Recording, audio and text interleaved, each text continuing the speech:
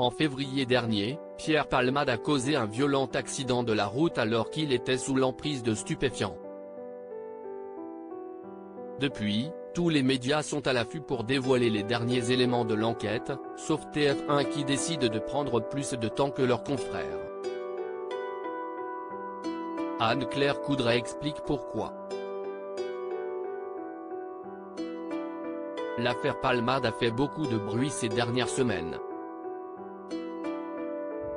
Le soir de la cérémonie annuelle des Césars, l'humoriste a été impliqué dans un très violent accident de la route.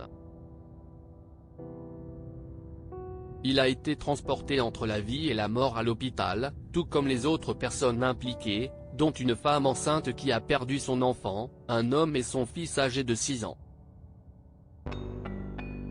Ce dernier est resté plusieurs jours dans le coma et garde des séquelles.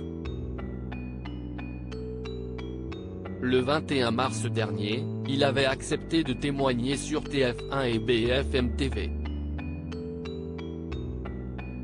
« Quand je dors avec le corset, ça me gêne », déclarait-il. De Vries ajoutait que sa maîtresse ne voulait pas qu'il sorte pendant la récréation, de peur qu'il tombe ou qu'il se fasse mal. Quant à son père, hospitalisé dans un centre de réadaptation, il ne peut même pas tenir debout. Pierre Palmade soupçonné de pédopornographie. Rapidement après l'accident, Pierre Palmade a été testé positif à la cocaïne et aux médicaments de substitution. Depuis, les autorités enquêtent et l'ami de Muriel Robin a été placé en détention provisoire. Son état de santé ne lui permettant pas d'être incarcéré, il a fait un AVC, la Cour d'appel de Paris a tranché et le comédien reste sous contrôle judiciaire, dans l'établissement hospitalisé où il est pris en charge, jusqu'à son procès.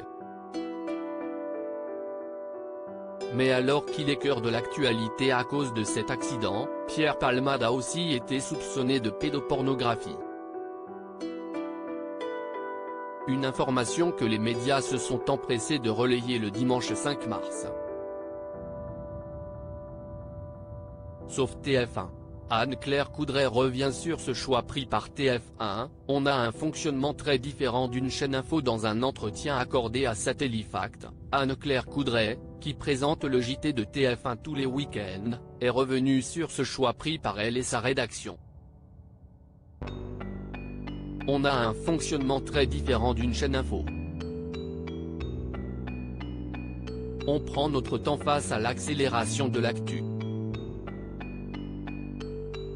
Quand le procureur a ouvert une enquête pour soupçon de pédocriminalité, le 19 février pour détention d'images pédopornographiques par Pierre Palmade, note de la rédaction, nous avons décidé de ne pas l'évoquer à l'antenne et d'attendre quelques jours, rappelle-t-elle avant d'expliquer pourquoi. Cette action judiciaire n'avait été déclenchée que sur la foi d'une seule dénonciation, cela nous paraissait trop ténu. Une décision plutôt judicieuse, puisqu'aucun fichier compromettant n'a été retrouvé par la police pour le moment.